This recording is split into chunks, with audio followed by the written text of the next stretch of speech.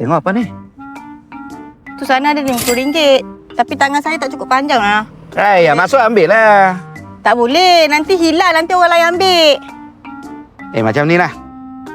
Saya pergi ambil ah. Kita 50-50. You tolong jaga. Mana boleh? Mana saya tahu? Mana tahu nanti you bawa lari duit tu? Tak ada lari punya lah. Ya. Tak boleh, tak boleh.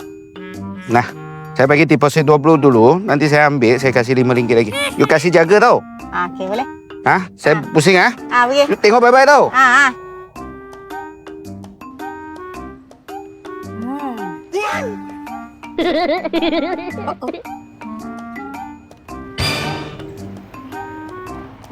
Bye-bye. Okay guys, so ini adalah contoh perbuatan yang tak baik. Jangan ikut tau. So kalau nak daftar lesen, jom daftar dengan kami di Uniset Driving Academy Nilai.